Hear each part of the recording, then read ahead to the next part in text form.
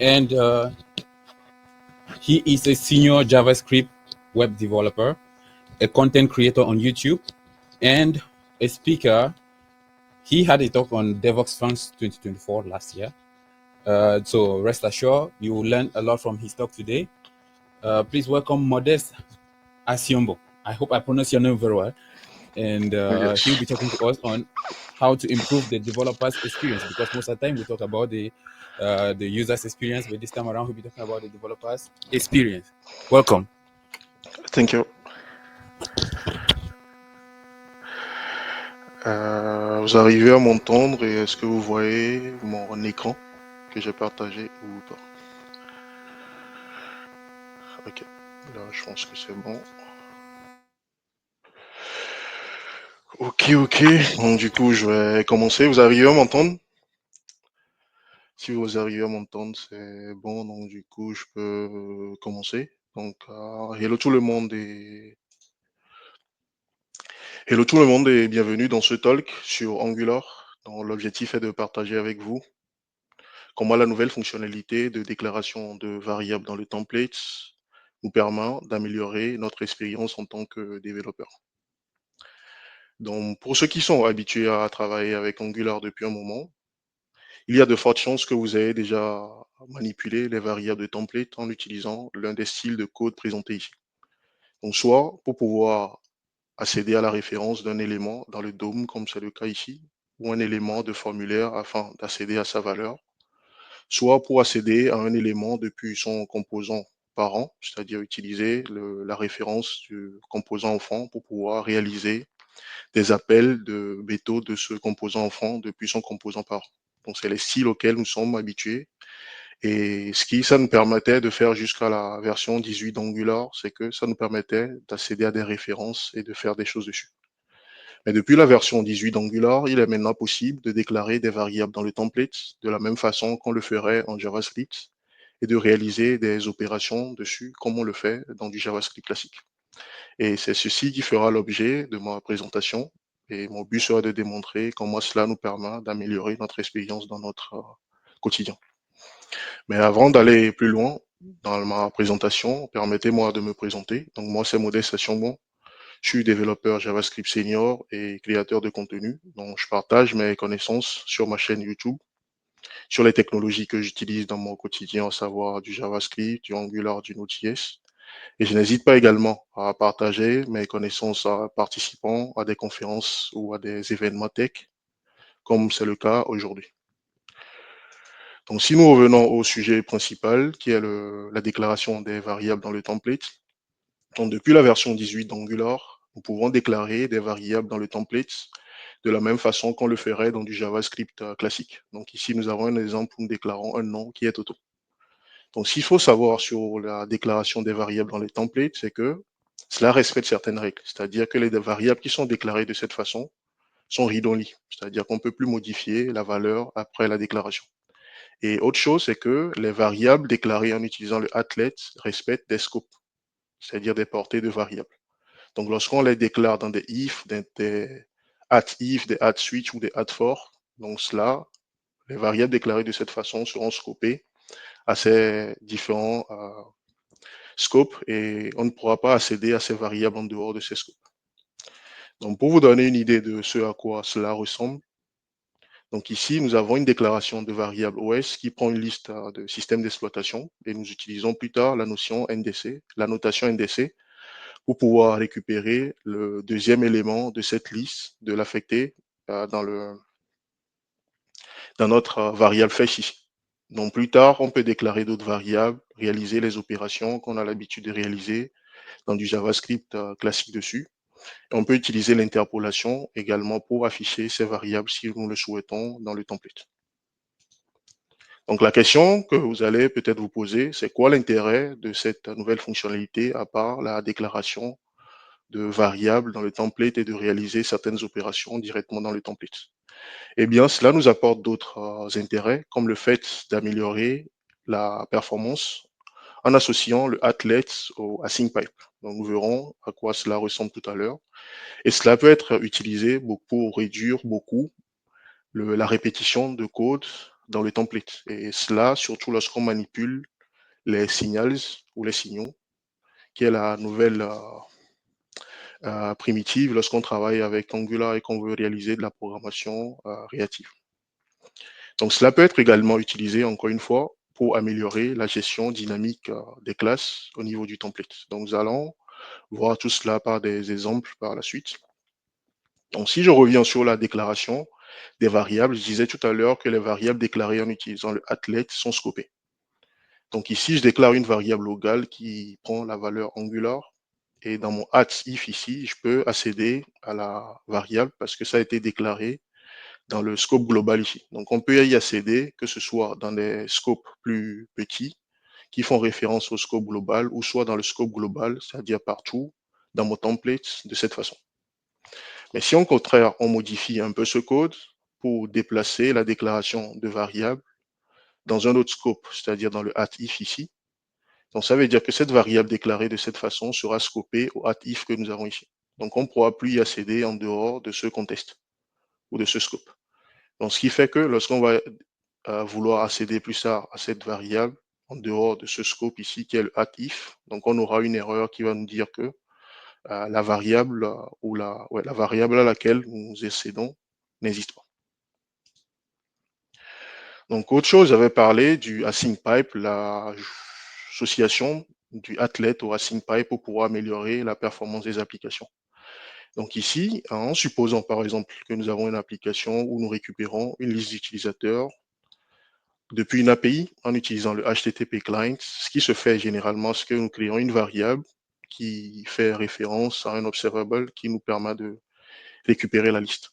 Donc on peut utiliser le code que nous avons ici pour pouvoir afficher à la fois la liste des utilisateurs et afficher le nombre d'utilisateurs se trouvant dans cette liste. Mais malgré que ce code paraît inoffensif, derrière ce code se cache un problème de performance. C'est-à-dire que vu que nous avons des flux ici et que nous utilisons le async pipe, qui dit async pipe dit souscription. Donc ça veut dire que ici nous souscrivons sur ces flux à différents endroits. Et ce que ça va créer, c'est que ça va faire se traduire dans la pratique par différents appels vers l'API pour récupérer la même donnée à chaque fois. Donc imaginez si nous avons 15 async pipes qui pointent sur ce flux, donc ça veut dire que ces appels se feront 15 fois et cela nuit à la performance de notre application. Donc pour éviter cela, les utilisateurs RxJS les plus avisés utilisent des opérateurs comme le replay, le share replay, qui permet de se brancher en amont à ce flux afin de rendre ce flux ce qu'on appelle des hot observables à la fin, de sorte que même s'il y a plusieurs souscriptions dessus, que des nouveaux flux ne se créent pas pour servir la donnée. Donc ça, c'est pour les utilisateurs RxJS avisés, mais beaucoup ne savent pas ça. Donc pour éviter cela, aujourd'hui, en utilisant le athlete, on peut juste déclarer une variable, réaliser la récupération de la valeur en une fois en utilisant le async pipe, et après on peut utiliser cette variable n'importe où dans notre template. Donc cela nous permet de ne plus avoir ce problème que nous avons. Donc on réalise cette fois-ci la souscription une fois dans le template et on bénéficie de cette variable pour effectuer tout ce qu'on veut dessus. Donc en faisant cela, cela nous permet d'améliorer la performance d'une application. Donc autre chose, c'est qu'on peut utiliser le athlete également pour améliorer la lisibilité ou la façon dont nous gérons les classes de façon dynamique. Donc si vous utilisez également Angular depuis un moment, vous êtes habitué aux classes binding de cette façon. Donc ici, on dit juste applique les classes en fonction des conditions qu'il y a ici. Donc on peut améliorer cela en déclarant un objet dans notre template où on fait toutes ces manipulations. Et plus tard, on a fait juste l'objet au data binding ici en utilisant le attribut binding au niveau de la classe. Donc cela permet d'améliorer la visibilité au lieu de gérer tout au, au niveau du HTML ici. Au niveau des attributs HTML, donc on gère tout au niveau de la variable et on ramène juste la variable pour faire le binding. Donc les exemples étant plus parlants, donc je vais démontrer tout ce que je viens de dire par des exemples concrets pour vous permettre de voir à quoi tout cela ressemble. Donc pour cela, j'ai préparé une petite application. Donc il s'agit d'une application avec différents composants, qui sont des composants avec des templates. Donc l'idée serait de démontrer tout ce que je viens de dire à travers des exemples concrets. Donc là, ce que je vais faire pour la suite, c'est que j'ai différents composants, donc je vais juste les décommenter et faire des tests pour vous montrer à quoi tout cela ressemble. Donc si nous prenons le premier composant, donc ici, composant classique, on va juste s'intéresser à la partie template, vu que nous parlons de template variable. Donc ici, je crée une liste de systèmes d'exploitation, donc une liste classique, et je dis que je vais récupérer à travers la notation NDC le premier élément de cette liste. Donc, je récupère cet élément et je l'affiche ici. Donc, c'est ce qui me donne le Linux que j'ai ici, parce que le premier élément de mon tableau, c'est ça. Donc, si je change cette valeur, par exemple, et que je mets 2, donc je m'attends à avoir le dernier élément de la liste qui est Mac dans ce cas. Donc, on voit que j'ai le résultat qui s'affiche là. Donc, en plus de cela, je peux m'amuser à déclarer d'autres variables. Donc, je peux dire ici que j'ai l'âge qui est égal à 18 et que je veux plus tard afficher cet âge. Donc, je peux faire quelque chose comme ça. Donc, je m'attends à avoir 18 sur la page. Donc, je peux m'amuser ici à dire que je fais quelque chose comme ça. Je peux faire toutes les opérations que nous avons l'habitude de faire. Donc là, ça veut dire que ce sera 18 avec la concaténation du test que je viens de mettre. Donc, j'ai le résultat qui est là. Donc, on peut faire toutes les opérations qu'on a l'habitude de réaliser en JavaScript en utilisant le headlet. Mais une chose importante dont je parlais, c'est que par conception, les variables déclarées de cette façon sont read-only. C'est-à-dire qu'on ne peut pas plus tard faire comme ça et dire que je vais affecter maintenant la valeur 19 dans cette variable. Donc ça, c'est pas quelque chose de possible. Donc vous aurez un comportement bizarre sur l'interface. Donc on voit que ce que je mets ici, ça s'affiche directement et c'est considéré comme du HTML. Donc ça n'a pas d'effet sur la variable qui était déclarée initialement. Donc c'est là où je disais que par conception, c'est read-only. Donc ça, c'est notre premier exemple pour voir la syntaxe et démontrer que les variables déclarées en utilisant le applet sont read-only par défaut. Donc nous allons prendre un second exemple. Donc le second exemple, cette fois-ci, ce serait de démontrer l'utilisation des scopes. Donc encore une fois, nous allons prendre ce composant, donc rien dans la partie TypeScript. Donc on se réfère juste à la partie template. Donc ici, je déclare une variable que je nomme locale. Donc vu que je déclare cette variable ici, de façon classique, c'est rattaché au scope global. Donc on peut y accéder partout, ce qui explique que lorsque je suis dans le inside if ici, j'ai la valeur qui s'affiche. Lorsque je suis quelque part dans le template, c'est-à-dire dans le scope global également, j'arrive à afficher la valeur.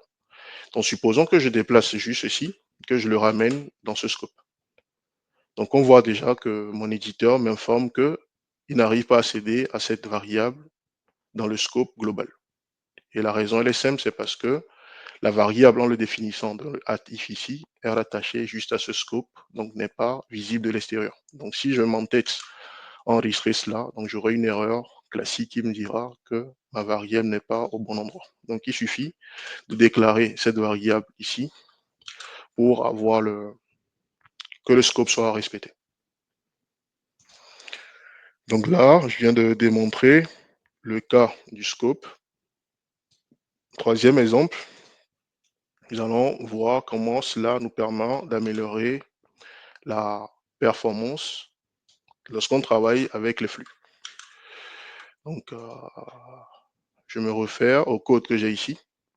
Donc ici, la particularité de ce que j'ai fait, pour ceux qui travaillent avec Angular, pour réaliser des requêtes HTTP, donc on réalise quelque chose comme ça de façon générale. Donc on injecte le service HTTP et on fait des requêtes pour récupérer la donnée en passant le lien vers l'API en question, le endpoint en question. Donc ceci peut se traduire par une création de flux classique. Donc pour éviter de faire ça, moi j'ai juste créé un off pour simuler ceci. Donc on va supposer que derrière le user list, c'est ce que nous faisons, vu que j'ai pas d'API que je vais tester. Donc ceci est censé nous retourner juste à une liste d'utilisateurs qui se trouve ici, qui est une constante que j'ai stocké ici. Donc, lorsque je prends le code qui est ici, qui paraît inoffensif, c'est que je fais deux souscriptions ici. Une première pour pouvoir récupérer la liste des utilisateurs que j'affiche et une seconde pour pouvoir récupérer la liste et afficher la taille ici. Donc ça, c'est du code classique, mais derrière cela se cache un problème de performance. Donc pour pouvoir démontrer ce problème de performance, il nous suffit de placer, par exemple ici, de brancher un tap et de faire un console log au niveau de la souscription pour voir que lorsque je fais ceci, si je reviens ici, on va voir que dans notre console, vu que nous avons un tap ici, c'est-à-dire que ce code sera exécuté à chaque fois qu'il y a une nouvelle souscription sur ce flux que nous avons créé ici. Et vu que dans notre template, nous avons deux souscriptions, donc cela explique le fait que nous avons ceci qui s'affiche deux fois. Donc c'est la même liste qui s'affiche deux fois. Et si on voit la source, donc la première source, c'est le premier fort que nous avons. Et si nous vérifions la seconde source, on va voir que c'est le second code que nous avons qui est tout en bas, qui affiche le compte. Donc ça, c'est un problème dont souffrent beaucoup d'applications et dont beaucoup ne sont même pas informés des fois. Donc pour éviter ce problème, on peut faire simple. Nous pourrons juste créer une variable ici en utilisant athlete. Donc je vais créer ici un user list. Donc je peux nommer ça directement. Voilà, je vais nommer ça de cette façon. Faire simple. Donc dans ce user list, il me suffit d'affecter tout ça. Donc un petit refactoring. Donc en faisant cela, ça veut dire que je récupère maintenant toute la donnée et je le stocke dans le user list. Donc ça veut dire que partout où je faisais ceci, je peux maintenant remplacer tout ça par mon user comme ça. Donc ça revient à ce que nous avons fait tout à l'heure. Je pense que j'ai un truc en... Ok, là c'est bon. Donc si je fais le save, donc si on retourne sur notre application et qu'on vérifie la console, donc on voit que cette fois-ci, on a un seul appel qui se fait, contrairement aux deux que nous avons. Donc on vient ainsi d'optimiser ou de mettre en place une performance pour notre application en imaginant que nous avons ce cas qui se présente 15 fois dans notre template. Ça veut dire qu'on va éviter ces 15 appels, mais on va optimiser en faisant un seul appel à la fois. Donc ça, c'est le deuxième exemple. Le troisième exemple, donc nous allons démontrer un quatrième exemple. Donc là, c'est plus pour la répétition, éviter la répétition de code. Et ça, c'est quelque chose que personnellement j'aime beaucoup et que je profite beaucoup de cela dans mon quotidien. Donc ici, le but, c'est quoi? C'est que nous avons des signaux que nous utilisons. Donc on suppose ici que cette réponse nous vient d'un serveur et que cela représente un signal que nous souhaitons utiliser. Mais ce signal, lorsqu'on voit ici, c'est un objet qui est un peu deep, c'est-à-dire qu'il a, dans l'arborescence, on va supposer qu'on a plusieurs attributs et que ces attributs ont d'autres attributs, etc. Donc si je me réfère au template que j'ai ici, en supposant que je veuille afficher certaines propriétés de cette réponse, donc on va procéder à quelque chose comme ça, ou soit utiliser un computed signals, mais à la fin, si vous voyez le code que nous avons ici, c'est qu'on se met à répéter à chaque fois les getters des signaux ici, pour pouvoir accéder aux valeurs. Donc au lieu d'avoir à accéder aux getters pour récupérer les valeurs de cette façon, on peut procéder autrement, c'est-à-dire que je crée juste ici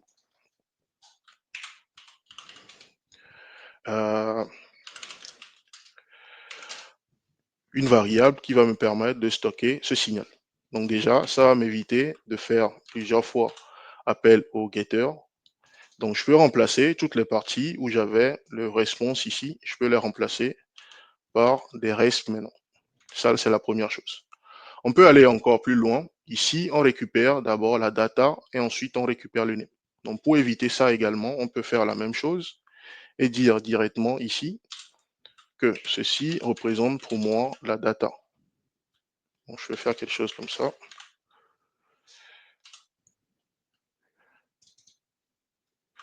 Et je peux remplacer tout ça par, oui, pour être explicite, dans le normal, je dois dire ici que fes data par exemple.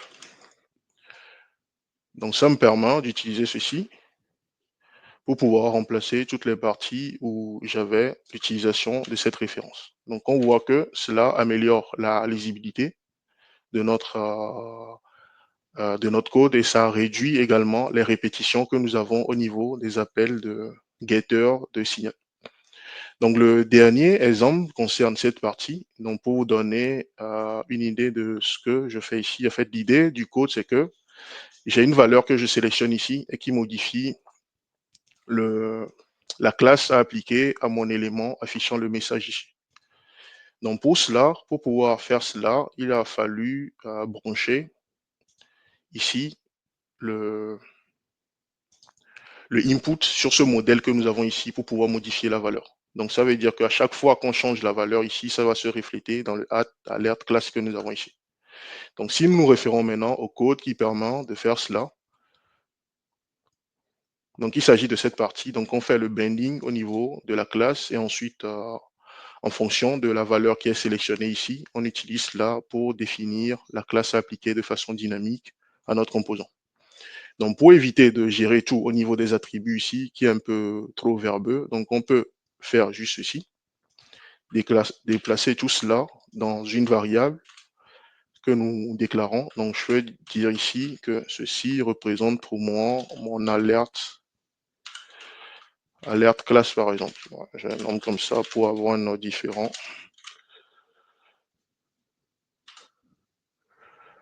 Donc, je récupère ce nom et je l'utilise une fois ici. Donc là, c'est plus clair pour la personne qui lit le code de se référer juste à ça. Donc, la personne sait que j'utilise un objet pour faire le travail et je fais le binding. Donc, du coup, si je réfère à ce que j'ai ici, donc le code va continuer par fonctionner comme avant. Et là, on vient d'améliorer la lisibilité. Donc, un dernier point, qui est mon dernier exemple, est celui concernant les formulaires. Donc, si vous avez l'habitude de travailler avec les formulaires, personnellement, il y a quelque chose qui me dérange beaucoup lorsqu'on travaille avec les formulaires. C'est ceci. Je ne sais pas si vous écoutez le bruit d'un voisin qui casse des choses. Ok, donc du coup, ici, l'exemple est simple, c'est que nous avons un formulaire. Je peux enregistrer. Hello, Modeste. Oui. Good, thank you. Can you round up, please? Ok, no problem. Okay, thank you. Ok, donc le dernier exemple concerne les formulaires. Donc généralement, nous avons des formulaires où nous souhaitons afficher des messages d'erreur et tout. Et la façon de procéder, c'est que vous gérez vos éléments de cette façon. Donc on voit que nous avons des répétitions pour pouvoir récupérer les contrôles et effectuer des manipulations dessus. Donc pour éviter ça, on peut également utiliser le athlete également.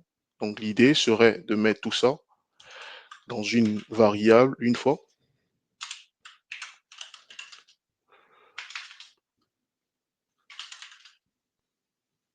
Donc je mets par exemple ici user name control et dans ça j'affecte cette valeur. Donc ça me permet encore une fois de réduire les appels que je fais vers ceci partout dans mon code. Donc il me suffit de prendre tout ça et de réduire cette répétition.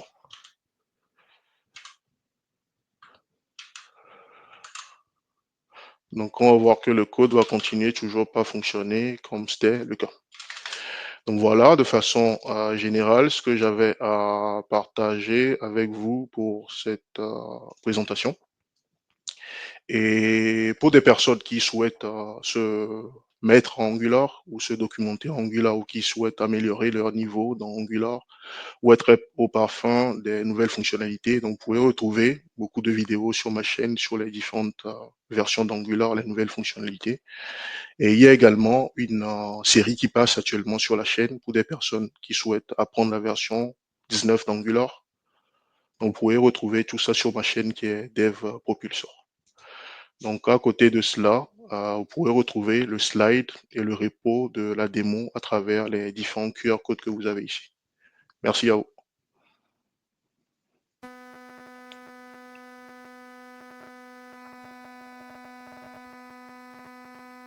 Modeste.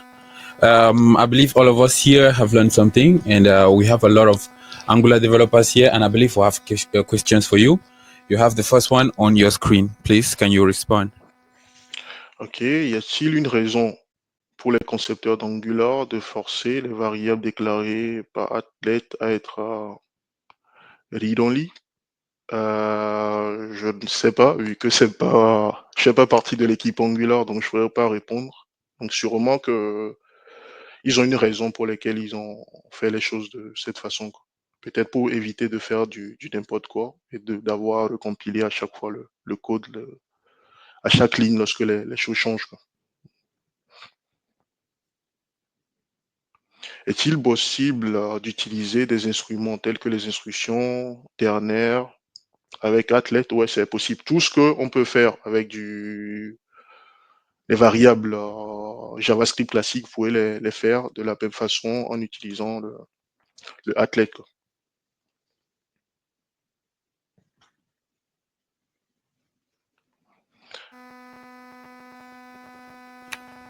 Okay, we have another question on site, so I will just give the mic. Ok. Hello Modeste, merci pour la présentation. Ma question est relative aux best practices à suivre en termes d'utilisation de Let's. Par exemple, je remarque que dans l'exemple 5, le applet 5 là, tu as déclaré une variable pour stocker le user, le form control. Ouais. Est-ce que c'est pas plus intéressant de créer un getter et de le garder dans le composant plutôt que de commencer à intégrer des variables même dans le template? Quelle est la marche à suivre pour éviter, j'imagine, de charger trop les templates également? Ok, cool, bonne question. En fait, les getters, c'était la méthode que nous utilisons tous jusque-là, c'est-à-dire faire ceci, déplacer ceci. Au lieu d'avoir cette variable, donc du coup, on va ici et on met un getter ici. Donc ça, c'est ce que nous tous, nous avons l'habitude de faire, même moi, jusqu'à l'arrivée des, comment dire ça, des athlètes. Mais le problème avec l'utilisation des getters, même si ça ne se fait pas voir ou qu'on nous dit que c'est pas grave, je vais vous montrer une chose tout à l'heure avec ça. Le problème avec les getters, c'est quoi? Du coup, je récupère juste ça.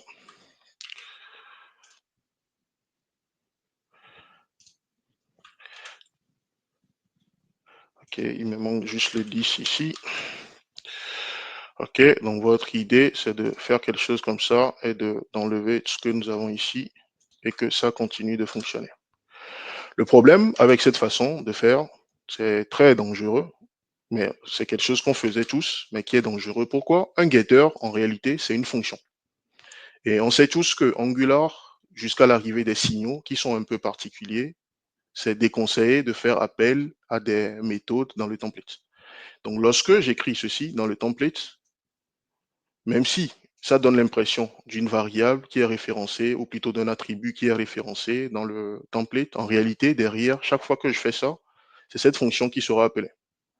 C'est la fonction getter qui sera appelée. Donc ça veut dire, ça revient à faire comme ça. C'est comme si j'avais un getter ici et que j'appelais ça explicitement de cette façon.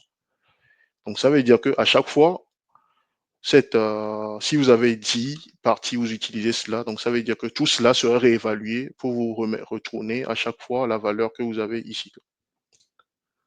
Donc je pense que si vous avez l'habitude des anti-patterns d'Angular, vous connaissez sûrement cet anti-pattern qui n'est déconseillé d'utiliser des fonctions dans le template, quoi. Donc, du coup, en réalité, on faisait ça de cette façon parce que c'est ce qui nous permettait de le faire, mais c'était une mauvaise façon de faire, quoi. Donc, je ne sais pas si j'ai répondu à votre question ou je vous ai convaincu ou pas.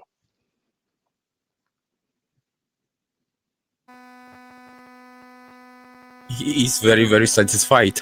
So I don't know if we have another question in the hall. Any other? Okay, I think you have a question. Okay, there's another question incoming.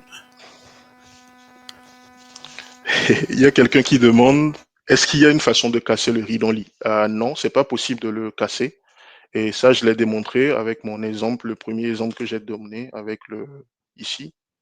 Lorsque vous essayez de casser cela, vous voyez directement que vous avez des comportements bizarres dans le template. J'avais essayé de faire ceci et vous avez vu que lorsque j'ai fait ceci, que ça s'affichait directement dans le template, quoi. Donc, c'est pas possible de casser cela. C'est pas conception que ça a été fait comme ça. Donc, on peut pas le changer. Il y avait une présentation, une première présentation de El Bashir qui disait que Angular, c'est opinionated. La majorité des frameworks sont opinionated. C'est-à-dire qu'on vous demande de faire d'une certaine façon. Si vous respectez pas ça, vous avez des comportements bizarres. Donc, du coup, si vous essayez de forcer ou de casser le read-only alors que c'est fait par conception, donc vous aurez des comportements inattendus, quoi.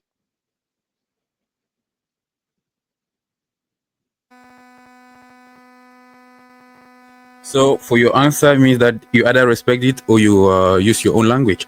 So C'est ça. thank you for that.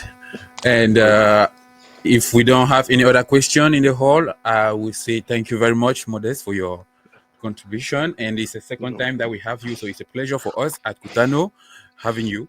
And we expect to still have you at other sessions. So thank you very much. Thank you. So, Thank you. ladies and gentlemen, thank you for your attention and thank you for still being there, an audience for us. And at this very moment, we